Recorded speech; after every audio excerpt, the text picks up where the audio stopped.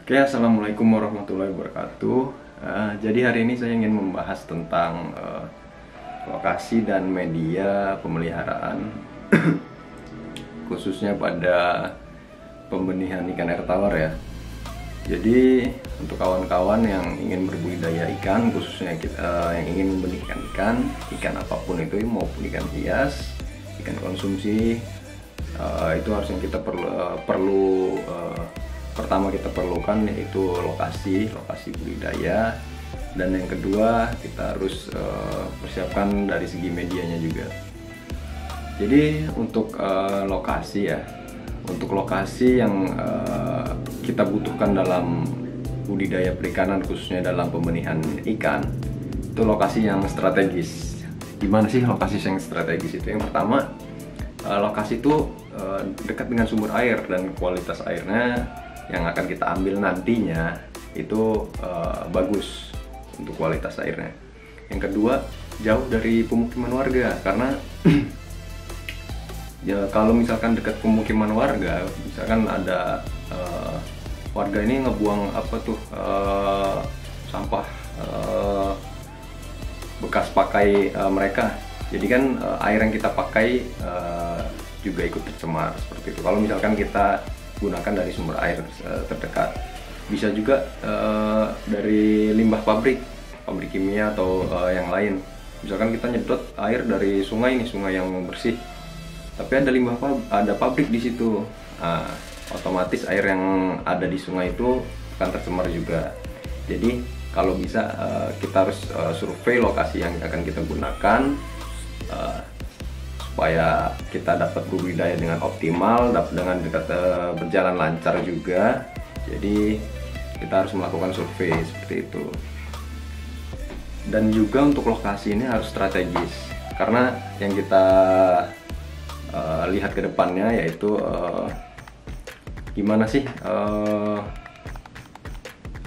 gampang diakses atau enggak gitu lokasinya. Terus untuk dari kita kan nanti kan ada suplai pakan, atau ada pengunjung atau customer yang mau ngeliat farm kita, itu harus strategis dan dapat cepat dijangkau lah. Jadi orang itu nggak males kalau misalkan ke tempat kita gitu, seperti itu. Dan juga akses dari kendaraan seperti mobil segala macam itu harus memadai seperti itu. Dan juga lokasi ini dekat dengan, kalau bisa sih dekat dengan tempat yang ramai ya. Misalkan tempat kita ini sekitar 20 menit atau 10 menit lah dari pemukiman atau dari kota, tapi tempatnya yang masih tidak dekat dengan pabrik atau pemukiman seperti itu bisa kita pakai, dan sumber airnya bagus seperti itu. Dan yang kedua tadi media ya. Untuk media budidaya ini kan kita bisa gunakan misalkan akuarium, terus kita gunakan bak fiber, bak beton, bak kolam tanah, dan lain-lain itu bisa kita gunakan. Untuk akuarium sendiri kan misalkan kita khususnya dalam pembenihan nih, kita perlu akuarium karena setelah misalkan kita membenihkan ikan patin nih.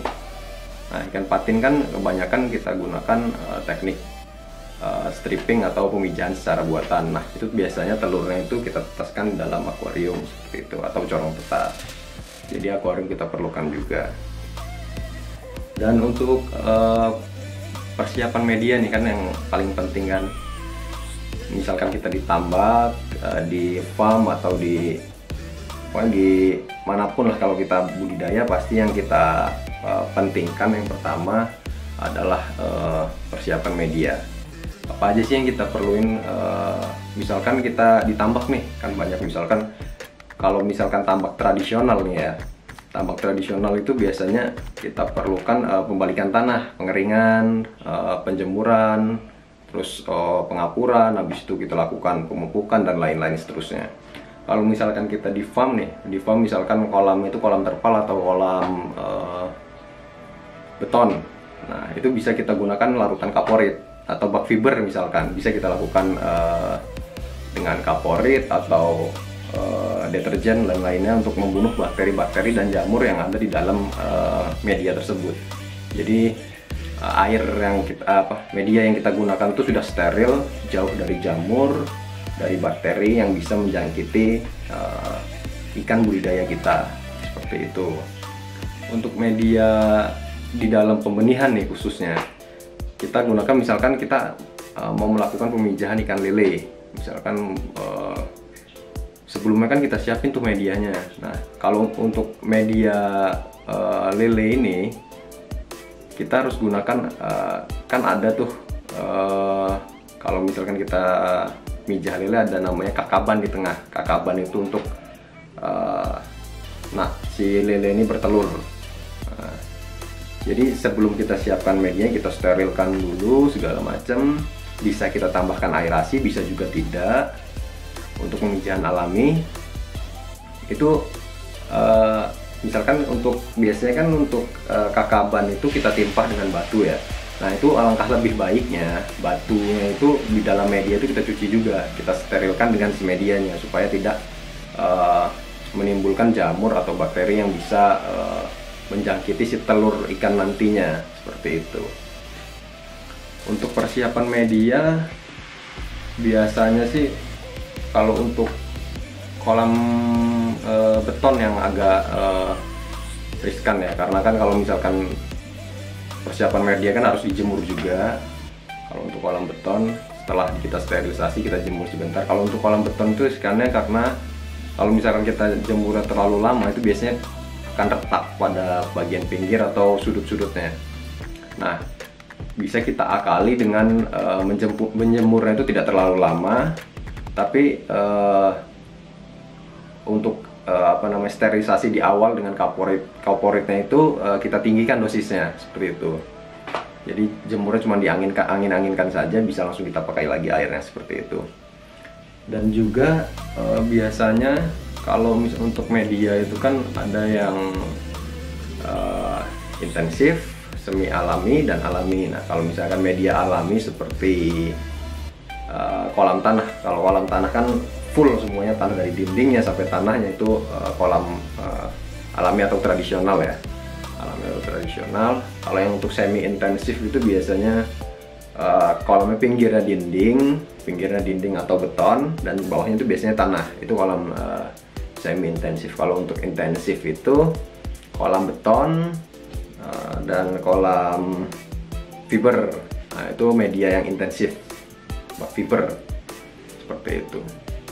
Biasanya kalau untuk di kolam tanah itu biasanya kayak tadi seperti tambak, misalkan kita habis panen atau habis mau membersihkan kolam itu, misalkan udah lama nggak dipakai. Nah, itu sebaiknya kita lakukan pengeringan dulu. Jadi kan kalau kolam tanah itu yang full tanah dari dindingnya sampai dasarnya tanah, nah itu alangkah lebih baiknya kita kuras dulu sebelum kita masukkan benih. Kita kuras, full kuras sampai kering, lalu kita balik tanahnya atau lumpurnya, atau kita naikkan. Kalau misalkan lumpur di bawahnya bukan cadas, itu kita naikkan lumpurnya. Kalau misalkan cadas itu cukup kita balik aja tanahnya, jadi kita cangkul, kita balik.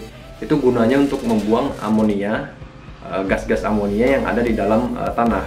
Jadi gas amonia itu bersifat racun, nah, yang bisa nanti membuat ikan keracunan nantinya. Jadi kita balik tanahnya untuk membuang gas-gas amonia, dan juga kita kapur, kita lakukan pengapuran. Apa sih tujuan pengapuran itu? Tujuan pengapuran itu berguna untuk menyetabilkan pH. Jadi kalau kolam tanah itu setelah panen atau lama nggak dipakai, ya itu pH-nya itu akan terganggu, pH tanahnya, pH dasar kolamnya itu akan terganggu, dan itu bisa membuat ikan pertumbuhan atau metabolismenya itu terganggu. Biasanya ikannya cenderung bantat atau kerdil ya, nah, itu seperti itu. Jadi kita lakukan pengapuran, dan juga pengapuran ini bertujuan untuk membunuh bakteri dan jamur yang ada pada media tersebut. Jadi kita lakukan pengapuran. Kalau untuk kapur yang dipakai itu banyak sih ya, kita bisa pakai kapur apa aja. Jadi setelah pengapuran Bisa kita pakai dolomit juga bisa. Dolomit juga bisa. Untuk yang tadi yang untuk semi intensif, kolam semi intensif itu kita bersihkannya. Kalau untuk yang tradisional ini yang barusan saya sampaikan itu, karena pinggirnya itu bukan beton, itu biasanya juga ada namanya perbaikan pematang pada kolam atau tambak gitu. Kalau untuk yang semi intensif ini kita cukup pembalikan dasar tanah, pengapuran dan pemupukan seperti itu. Dan untuk yang intensif, kolam media intensif seperti bak fiber, kolam beton dan kolam terpal, itu kita gunakan larutan kaporit atau deterjen seperti itu. Mungkin itu saja bisa saya sampaikan, kurang lebihnya saya mohon maaf. Terima kasih. Wassalamualaikum warahmatullahi wabarakatuh.